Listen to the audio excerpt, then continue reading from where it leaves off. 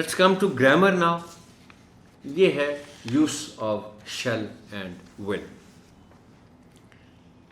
It's page 31, SLO number 8. Tell the students about simple future tense including the use of shall and will. Important to read. The future tense is a verb tense used for future activity or future state of being. For example, they will play football tomorrow. I shall go to the market in the evening. Shall versus will, یہ بھی بک میں سے لیا گیا ہے, ظاہر ہے اس کی مدد سے آپ نے پڑھانا ہے.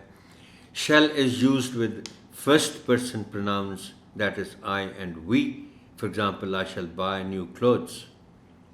Will is used with second and third person pronouns, that is you, she, he, it, they. For example, you will go to school. لیکن آنریبل ٹیچر, میں آپ سے بڑے زور دے کر آپ سے یہ ریکویسٹ کروں گا کہ یہ معلومات شیل اور ول کے استعمال پر کافی نہیں ہے, بہت ڈیٹیلز میں ہے یہ.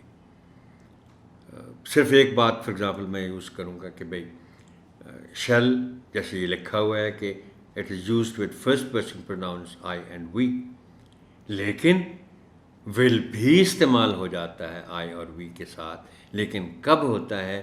جب کوئی پکا ارادہ ظاہر کرے کہ like I shall be going to Lahore, مطلب یہ کوئی اتنی پکی بات نہیں ہے. But it can also be said I will be going to Lahore, اس کا مطلب پکا ارادہ شو ہو رہا ہے. بٹ جو کام کی بات میں آپ سے ریکویسٹ کرنا چاہ رہا ہوں وہ یہ ہے کہ پلیز آپ یہ دونوں ورڈز ڈکشنری میں ضرور دیکھیے گا. وہاں آپ کو مثالوں کے ساتھ اس کے یوزز کے بارے میں بہت سی کام کی باتیں ملیں گی.